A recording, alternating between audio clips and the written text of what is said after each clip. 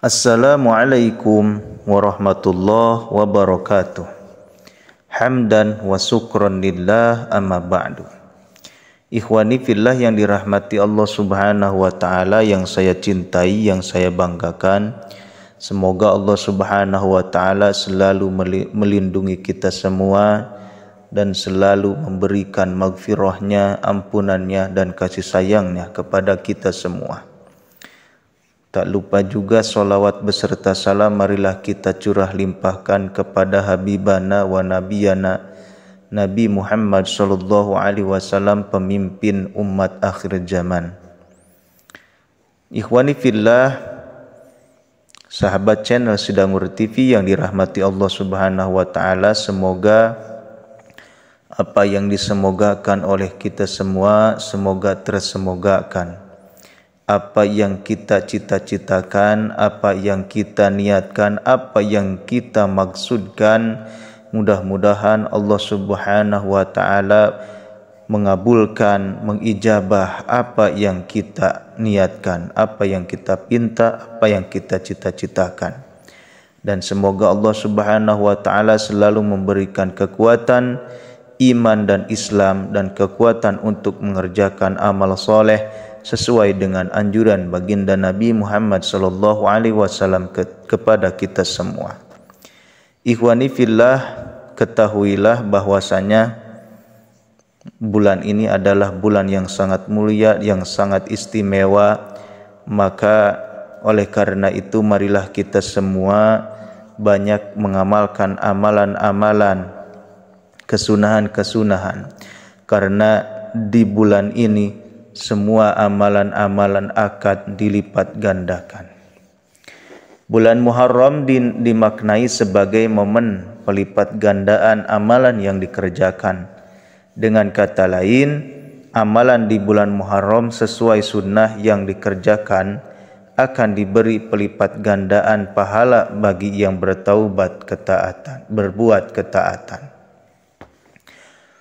Mengutip Imam Baihaqi dalam Khazanah Islam Klasik, hal ini dilandasi dari salah satu riwayat hadis yang diceritakan oleh Ibnu Abu Barakah.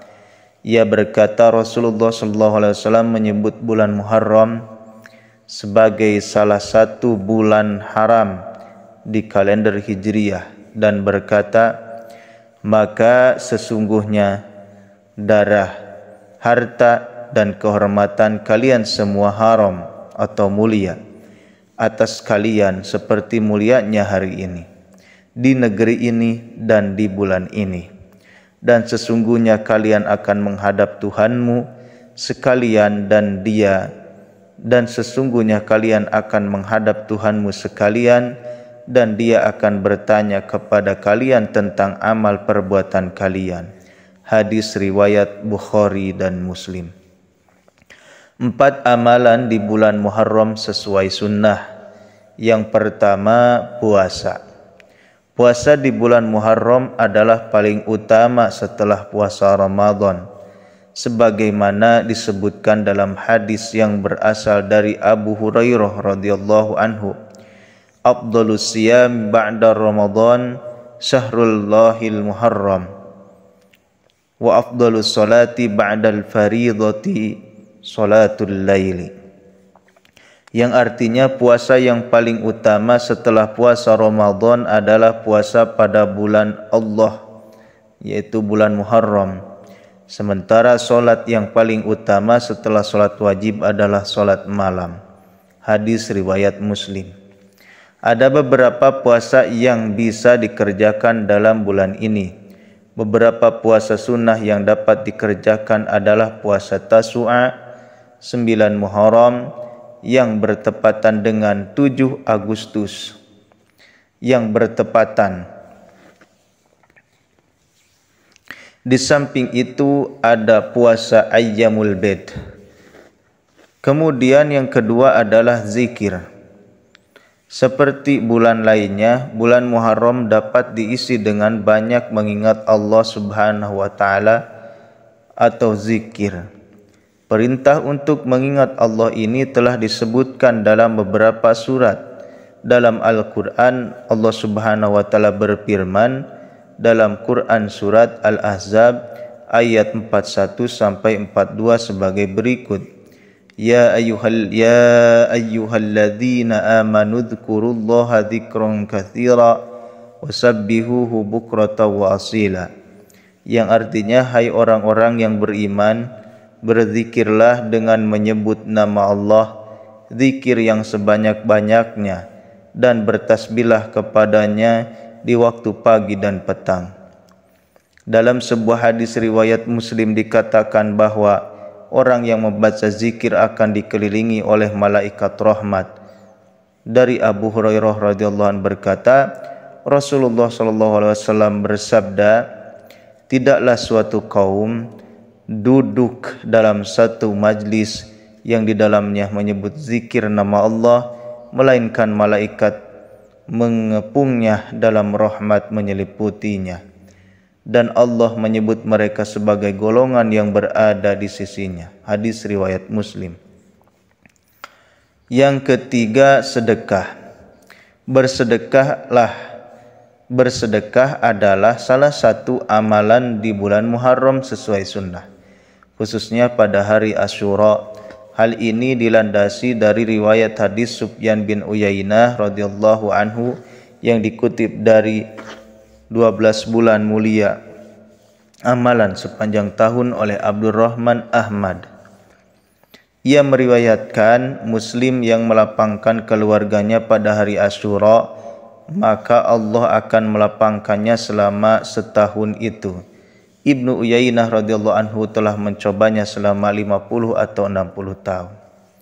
Yang keempat, bertaubat. Amalan di bulan Muharram sesuai sunnah. Amalan di bulan Muharram sesuai sunnah lainnya adalah bertaubat pada hari Asyura. Sebagaimana Qatadah radhiyallahu anhu berpendapat, taubat yang dilakukan Nabi Adam alaihissalam adalah pada hari Asyura. Dia juga mengatakan terkait puasa hari Asyura, Rasulullah Shallallahu Alaihi Wasallam bersabda, akan digantikan kejahatan-kejahatan pada tahun sebelumnya dengan kebaikan.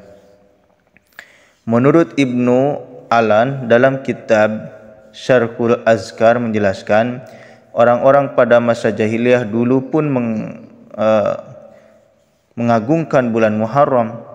Tidak sedikit pula kabilah Arab memuliakan Muharram pada tahun tertentu dan menyebutnya dengan nama Safar Awa. Namun penamaan tersebut kemudian diganti Allah Subhanahu wa Ta'ala dengan sebutan Syahrullah. Hal ini pula yang menjadi keistimewaan Muharram dengan bulan lainnya. Setelah Islam datang, Imam As-Suyuti mengatakan Allah Subhanahu wa Ta'ala menggantinya dengan sebutan Syahrullah. Nama tersebut merupakan nama Islam, sedangkan bulan lain bukan. Sesungguhnya nama bulan selainnya masih tetap seperti pada zaman jahiliyah, kata Ibnu Allan yang diterjemahkan Kasimun dalam buku Induk Doa dan Zikir. Syahrullah sendiri artinya bulan Allah yang sunyi, sebab itu berperang termasuk larangan dalam amalan di bulan Muharram sesuai sunnah karena sucinya bulan Muharram. Ikhwani fillah yang dirahmati Allah Subhanahu wa Ta'ala, alhamdulillah kita telah mendengarkan 4 amalan di bulan Muharram sesuai sunnah. Semoga Allah Subhanahu wa Ta'ala selalu memberikan kepada kita kekuatan untuk mengamalkannya, kekuatan untuk mengistiqomahkan amalannya. Billahi taufiq wal hidayah. Wassalamualaikum warahmatullahi wabarakatuh.